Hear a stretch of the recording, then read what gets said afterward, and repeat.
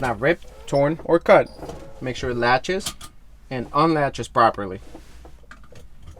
Now, I would like to safe start my vehicle. To safe start my vehicle, I would press the clutch, check that my vehicle is in neutral, check that both of my valves are out. Now I can safe start my vehicle.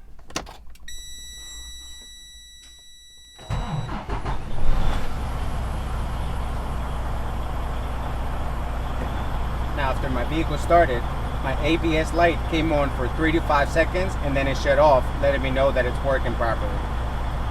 Now, I would like to build up my air pressure to the proper operating range, which is between 120 psi and 140 psi. At that time, my governor will kick out, letting me know that my pressure has been regulated. You may assist at this time.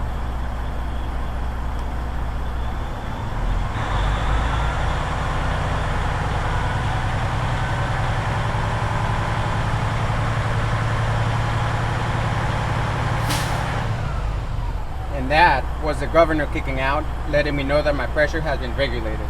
Now, I would like to secure my vehicle by putting it into first gear. Clutch in.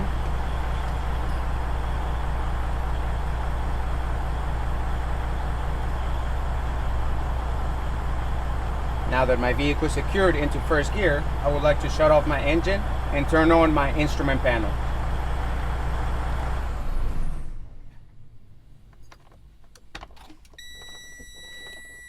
I look for my gauges to sweep. Now I can start checking for leaks. To check for leaks, I would release both of my brakes.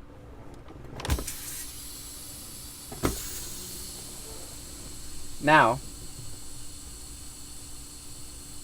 I will press my service brake for 1 minute. In that 1 minute, I should lose no more than 3 psi for a straight truck and 4 psi for a combination vehicle. This is a combination vehicle. And I'll start my time now.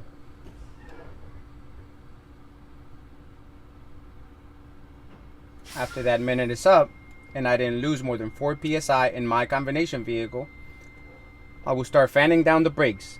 Before 55 psi, my low air warning light and buzzer will come on.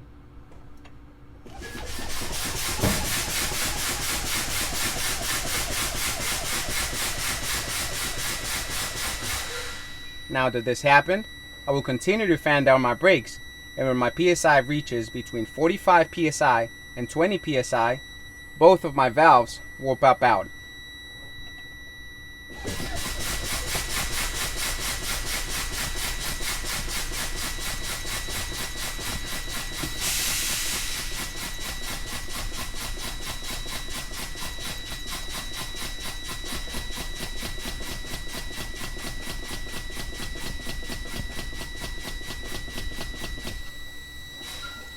Now that both of my valves popped out, I would like to perform another safe start.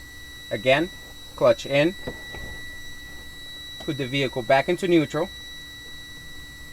and check that my valves are completely out.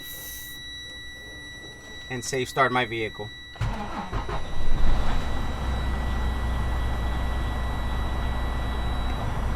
Now that my air pressure is starting to build up, what's going to happen is this. Between 55 and 70 psi, my low air warning light and buzzer will cancel. Unassisted, it should take no more than 45 seconds to go from 85 psi to 100 psi. After that, it will continue to rise to the proper operating range, which is between 120 psi and 140 psi. Again, at that point, my governor will kick out, letting me know that my pressure has been regulated. While I wait for all of this to happen, I would like to start my in-cab inspection.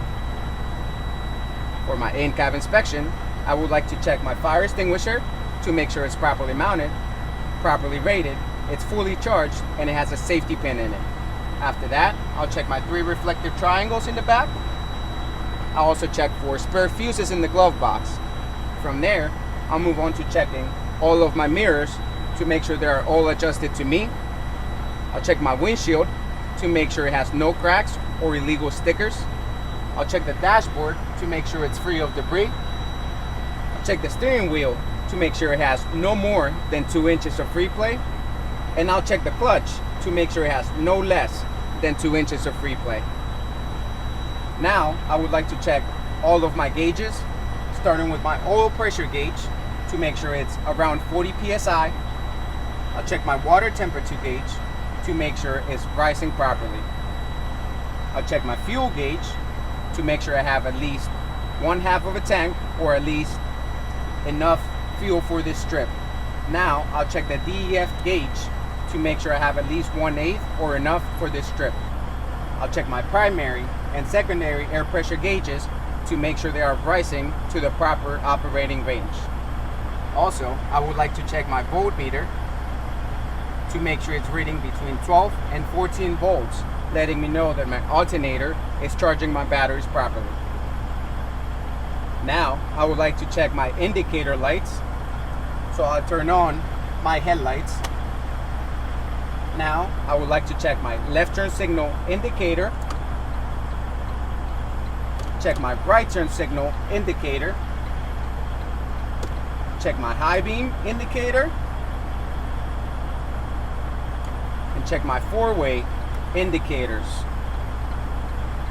Now I can shut those off. And I would like to check my windshield wipers to make sure they're properly mounted, not cracked or broken, and the wiper blade has enough tension against the glass to catch any debris. I also want to make sure that the windshield washer fluid is spraying properly. After that, I would like to check that the fans on my defrosters are working properly. Make sure it's blowing hot and cold, and make sure that my fans for my vents are also blowing hot and cold. After that, I would like to check my city horn and my air horn. Now, I would like to do a tuck test. To do a tuck test, first, I would put my vehicle into first gear, clutch in, first gear. First, I would like to test my parking brakes by releasing my trailer brakes. Now, I would release the clutch slowly. I would feel a slight tug, but my vehicle should not move.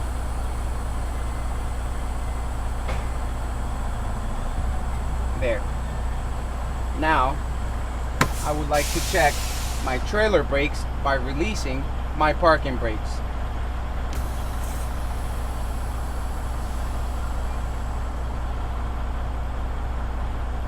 Again, I would feel a slight tug, but my vehicle should not move.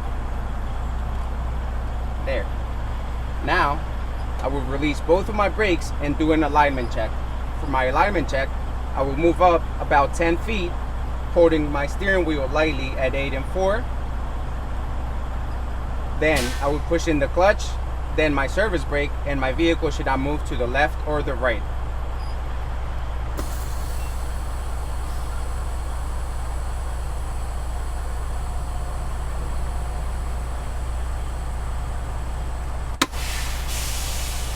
Secure my vehicle again. And that concludes my air brake test, in-cab inspection, tuck test, and alignment test.